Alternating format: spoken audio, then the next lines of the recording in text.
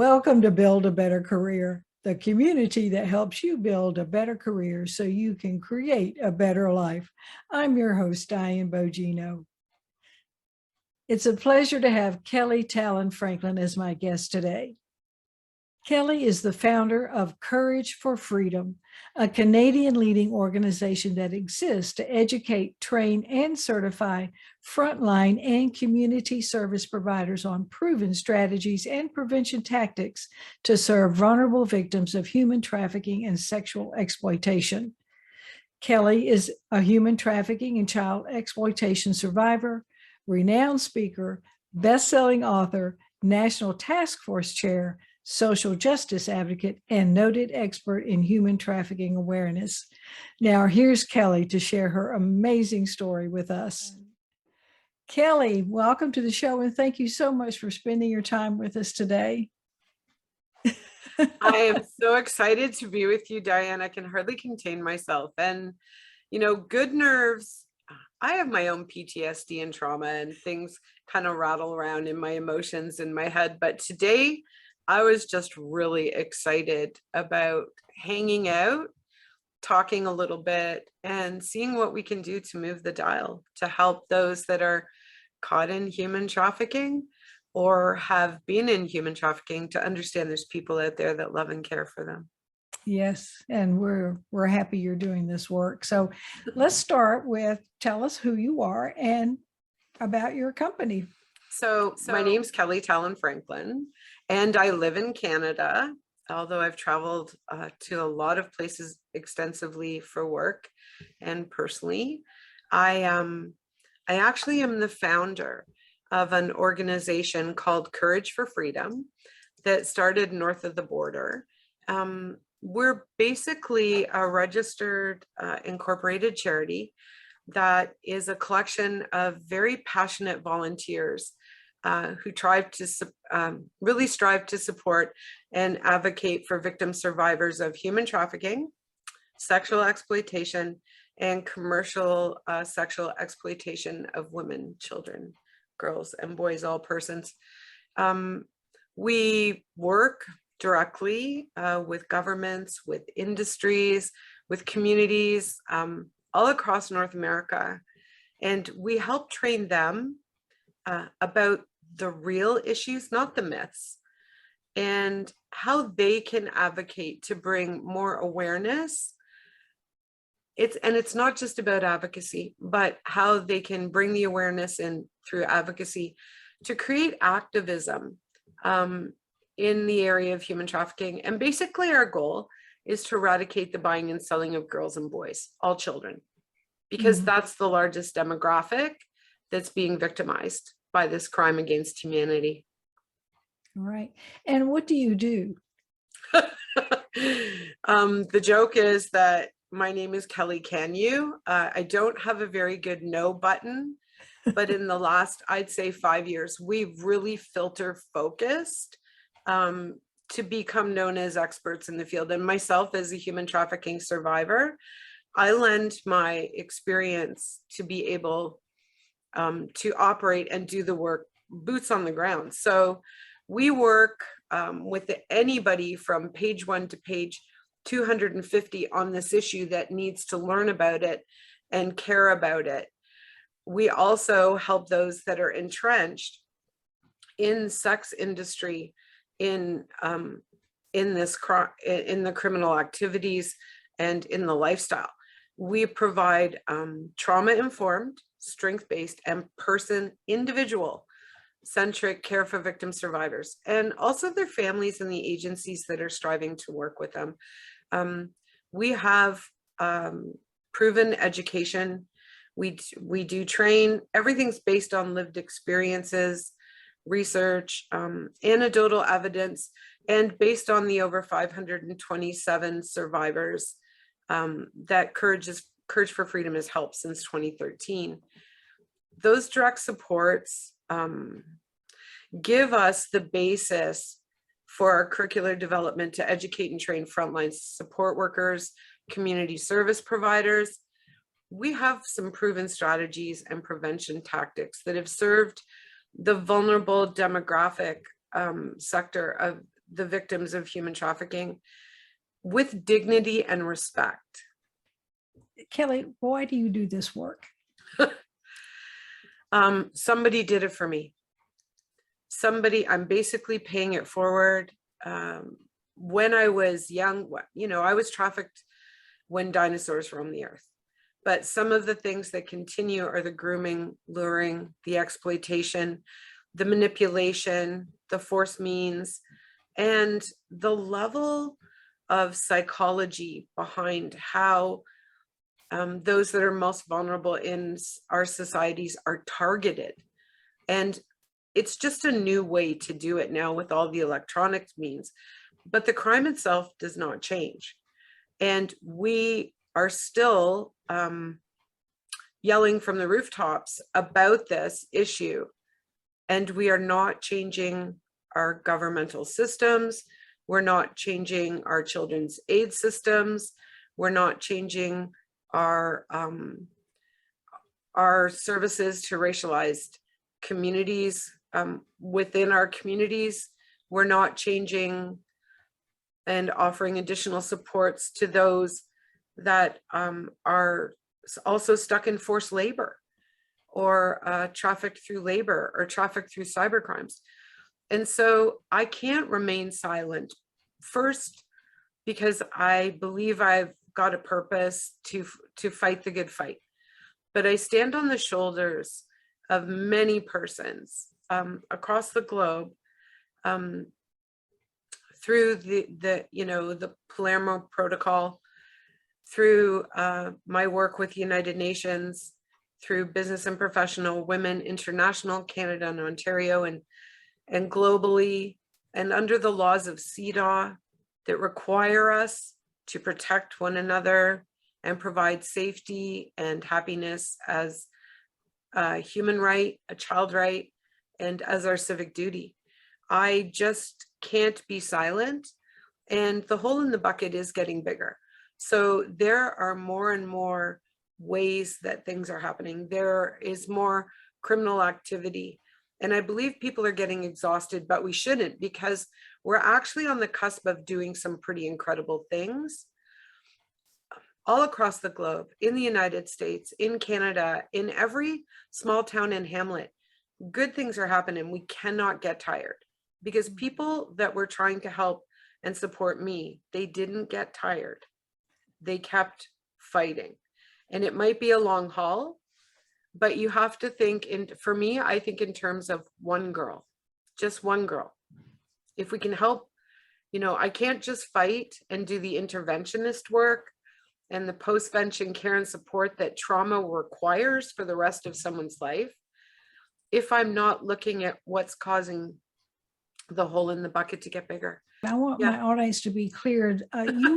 You both, if I'm clear, if you both educate young people on the prevention and how to protect themselves, as well as educate their families, but also do you help women or people, because it happens to males as well, after they've been trafficked, to get back into life? We supply direct support services, and we're networked with those. So anything from a drive away from a hotel to a safe space. And then we do have safe spaces that are at undisclosed locations. We network with other partners that also offer it. So we're always navigating the network of care, providing the best and quickest frontline safe spaces that we can, helping support a victim survivor and their family to understand their trauma, get help unilaterally, families getting their own help from vicarious trauma, those that are in it. The tentacles of this are huge. So everything from addiction support to basic care needs, to a drive to court, a pair of shoes, clothes, food, and teaching them life skills and peer mentoring and continuing the supports. And one of my specialties is using a Horses That Heal program, because we learned from, the Wounded Warriors, both programs that support vets, that's the best form of PTSD support. Really? Yes. And you have I want you to address what you're doing about what's going on today. I think people are totally unaware about the aftermath of the Ukrainian situation, how it's affecting our continent, and your exciting news that you have to share with us that you're doing. So if you could So address those. the things that we always have to understand, excuse me, is not only what's happening in our own backyard. So I encourage people, we can help you to find out locally what's happening. But past that, take a look and read with an open mind whenever you see anything in the media. Right now, we know, as those that that fight against violence in women and girls, specifically in human trafficking, sexual exploitation, and commercialized sexual exploitation.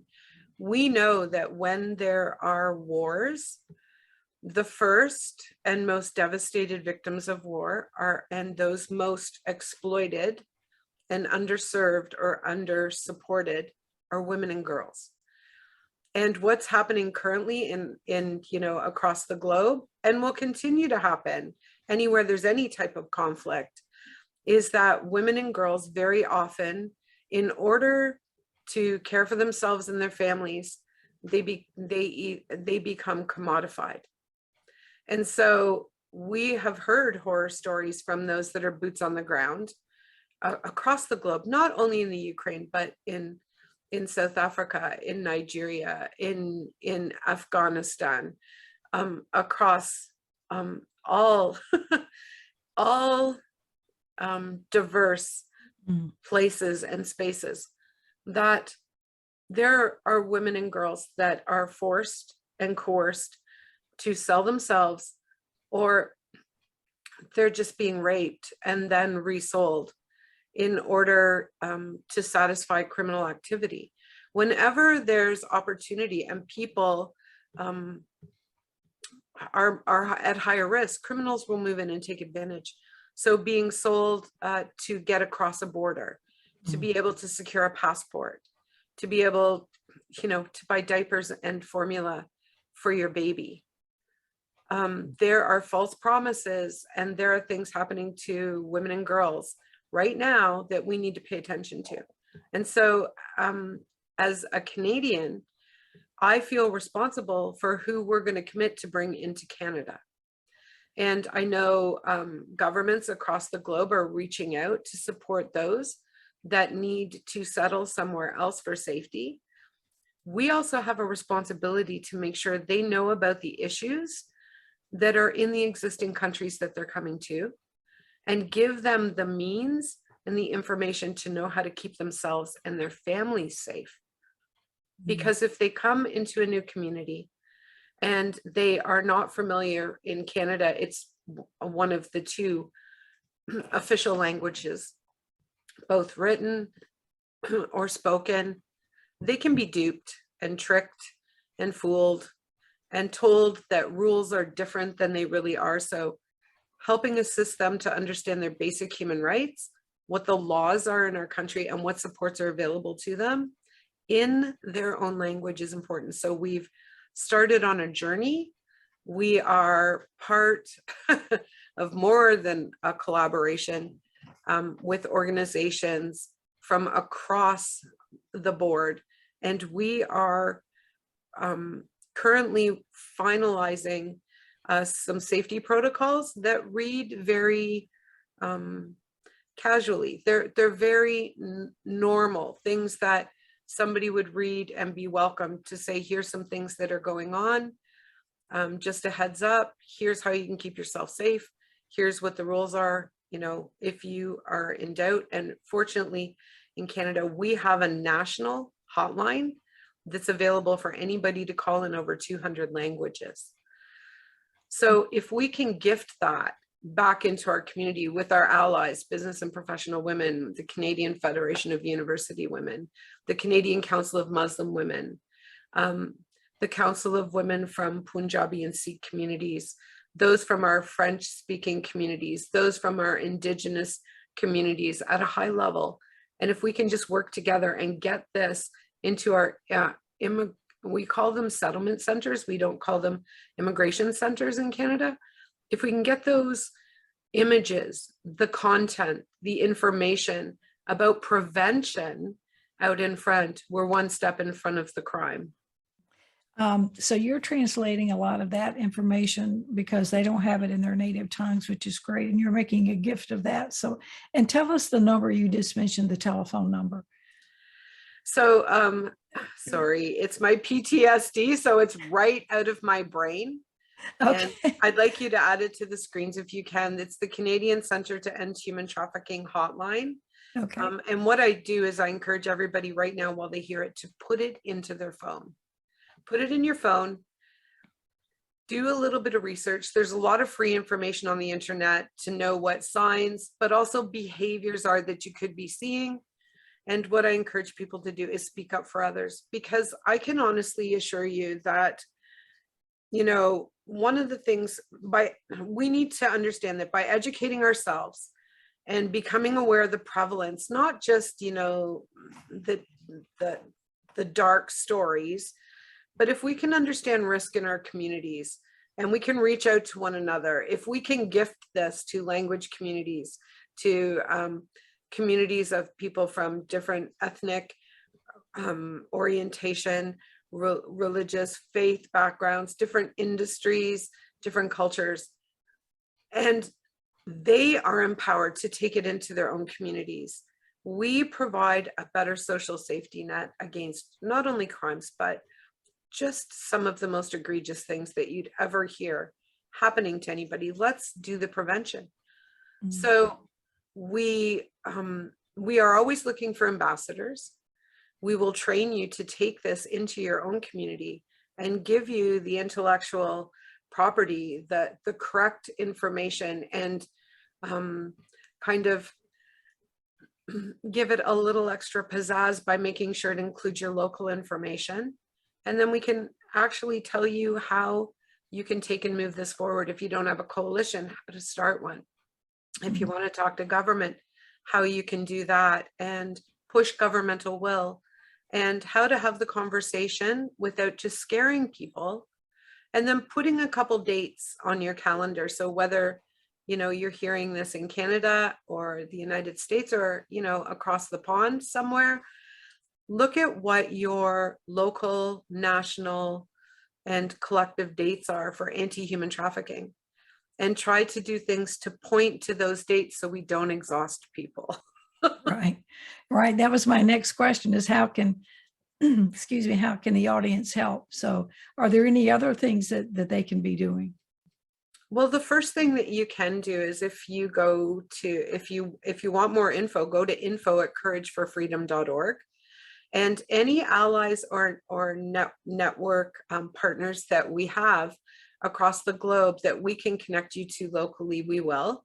And if there aren't some strong, robust activities in your community happening, we can give you a toolkit and you can decide how you want to go on the journey. And if you've got a bunch of other things, you know, as human beings, there are so many things swirling societally right now that are tugging at our time, energy, and we need to keep our mental health and our wellness at the forefront first to be available to do some of this. So I would pick the date that makes sense. For us in Canada, there's a National Human Trafficking Awareness Day of February 22nd.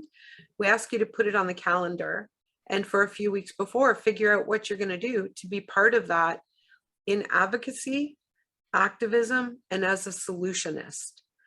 And then there's always the International Day, is July 30th. It's the United Nations Day to End Trafficking in Persons. So if you just look at those two calendar days and start there, it's a good start. And just know whether you're on page 1 or 250 on this issue, and how much time you have to give to some activities, and what kind of learning do you want to do? How do you want to get involved? And let's talk about your book for just a second. And how can people get a copy of that? Again, they can go to info@courageforfreedom.org and give us some information. And those that volunteer with us, by the way, I'm an unpaid CED. It's a really bad retirement plan, but it's a really good life plan. Well, said by my husband.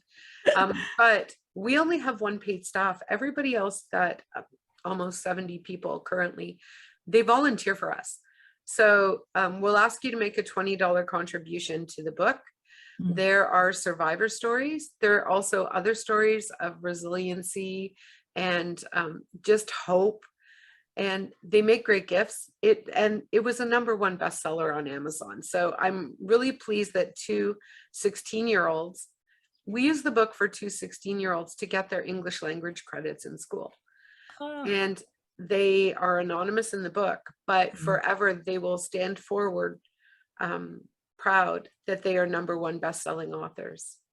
And is your story in the book?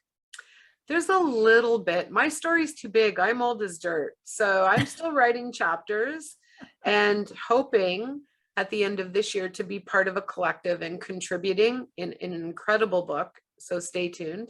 But also next year, we're going to be coming out with Courage for Freedom Volume 2, the freedom to live in fulfillment. That'll have more of me. Good. Well, we'll look forward to that for sure.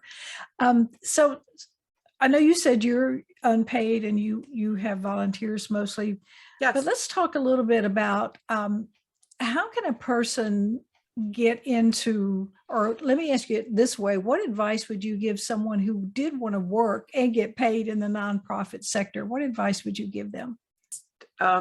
We have to stop thinking that we're the only ones that can invent a wheel. There's so many people, including survivors, that they just step up, they see a gap, and instead of doing their homework to see if somebody else is actually got some door opening happening, has some strategic planning done, has their broadcast communication schedule, has people looking after their training and curriculum, has it being vetted, by their governmental partners to see an uptick in it. Look around.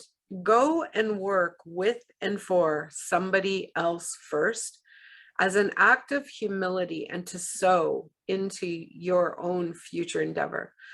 We have to remember that who really owns the issue are the survivors. And so we do not have permission to speak on their behalf unless they've granted it, and then we need to amplify their requests. That's the first part. We don't need to start more agencies. We don't need to start more nonprofits, because we end up tugging for the same money. And that's one of the reasons we're not government funded, other than for if a project lands in our lap and somebody asks us to cooperate and collaborate with them, or if we're hiring summer students, many of whom are survivors. So we choose to do things that way so that we're not competing with those that are allies in industry. Because, at the end of the day, you can only tear a dollar up into so many pieces. In Canada, you can't even tear a loonie up. That's our dollar. So go and learn. Sit under somebody else, even if you have lived experience. Because if you see, I just say, I'm not going to go to an orchard where there's no fruit in the trees. So go and humble yourself. And, for years in a lot of different industries and through a lot of vocations, that's what I chose to do. And I can take a little piece of everything I've learned. And now, I didn't pick this. This picked me after years of serving in community and working to support other persons and to make sure that they're heard.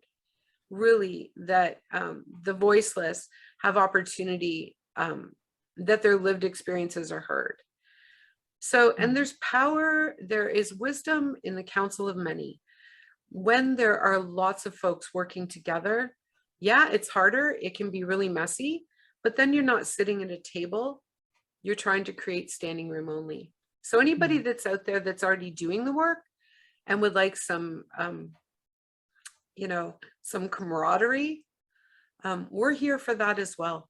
And we want to push and promote and cheer for anybody that's doing this work, because the more noise we make, the more unignorable we are. So if you want to start from the ground up, don't be afraid to let anybody else shine their star will shine light on you as well. Would you say a person has to have a certain mindset to go to work for a nonprofit? I would say you have to be willing to not just put in the 9 to 5, and you need to have a passion for the cause that goes beyond a job. Otherwise, you're either going to burn out or you'll pull out very quickly. Because most of the nonprofit work that I see, it's not an easy road. And, I learned a long time ago that you have to be careful going to the well so it doesn't dry out and it can replenish itself. I think if you understand that about nonprofit work and about community sharing, intersectionality includes sharing the money, not just the issues and the responses. So it's okay if, I've helped support and write grants for lots of other organizations, and my board of directors says, "What are you doing?" And I said, it was their day. It's their time to shine. And if we can be a little part of that, we're better in the process. So, I've got awards and accolades. I mean, the list is so long, it's almost embarrassing. And I've almost stopped accepting them, except every time I have opportunity to accept one, sorry, I'm going to cry. It That's okay. validates. Yes. And you have exposure as well. Well, it validates the work the survivors are putting in to demand change in our communities. We're demanding. We're demanding that we eradicate the buying and selling of girls and boys' children, period, from wherever, for whatever reason. And we don't care if it's in labor. We don't care if it's in commercial sexual exploitation on a screen or in person. We don't care if it's for organs. We have to understand that we have a civic duty. And so if you're going to get involved in a nonprofit, you need to understand their mission and their vision. And I can tell you there's lots of board of directors. There's lots of types of board of directors. It is not glamorous work. It's hard work. It's heavy lifting. But one of the things that I carry forward when I talk to other organizations and agencies to help them get a good handle on how to be resilient in the work is that it comes from my horses. So I drive horses, like drive horses. And I've learned that when one horse pulls, it can pull 1,500 or 1,000 pounds in weight behind it. But if you hitch a second horse, there's something called synergy. And so instead of pulling 2,000 pounds as two horses, when they're yoked together, they're purposed. One of them allows the other to lead and supports with the heavy lifting, and they're in step. They'll pull 3,000 pounds. And that's what our movement, Courage for Freedom, Project Maple Leaf across Canada, and now Project Interclusion, the diversity and ethnicity and just the global push. That's what we're doing. Synergy. So if you go into a nonprofit, you need to be available for synergy to happen, or don't get involved. Right. And I'm glad you mentioned about mindset, because, you hear stories and stories and stories, and you have to be able to take the pain of those stories day in and day out. The other thing I wanted to ask about, and then we'll wind up, is I always tell people to have a second gig, whether they have a job or not. But would you say that's even more necessary when you work for a nonprofit? The problem is, a lot of the young people I have the opportunity to work with, I supervise post-secondary education students and help work with them. So they keep me young and fresh. So they call it a side hustle. Right. I can't have a side hustle. At my age and stage, if I had a side hustle, I'd be so angry that I'm working outside of my purpose. But then again, for those that are younger, and I remember these days, I called it tent making. So even though you're doing something else, you're still doing a side hustle to support the means to be able to do the things that are important to you. You have to decide if you're capable. But let me tell you, if you're going to work in a nonprofit or a charitable work in your community, and it has the level of experience-based research, the anecdotal evidences, the person-centric stories, and the trauma that we experience, you can't side hustle, because your side hustle is basically self-care. You have to stay well and engaged and fully present in the work that we do. So we are always searching for those people that would work with us full-time if they're retired, part-time if they're retired, one time a year for a project, or if they have the wherewithal to sit on our board or lead areas that we're engaged in, like our 3 projects. You can't side hustle when your side hustle needs to be self-care because of the issues your agency and organization is addressing, unless you're really good at time management and you can compartmentalize. It's just my 2 bits. No, but that's a good answer, and I appreciate that. And I appreciate the work you're doing. And, bless you, it's work I couldn't do. I'm a survivor of sexual abuse. So I double appreciate the work that you're Thank doing. you. And we'll put up how people can get in touch with you. And good luck on your projects. So thank you so You much. work really hard at it, Diane, just like you do, to help. I mean, you've basically pulled this information painstakingly out of me, because, it's important to get it out there. And believe it or not, I don't like to be at the front of this. I'd rather be in a barn with a girl. But it's where I'm called to be. So I stand for many. I stand on the shoulders of great people who've done the work far in front of me. And hopefully I offer my shoulders for others to stand on, like yourself. Well, thank you. And your passion is obvious. And believe me, the information just flows out of you. You did a great job today. Thank you so much for being with us. Thank you. Bless you, Diane. Thank you for watching Build a Better Career. We've been speaking with Kelly Tallon Franklin, the founder of Courage for Freedom, a Canadian leading organization that fights human trafficking. I'm your host, Diane Bogino, bringing you career building ideas you can bank on.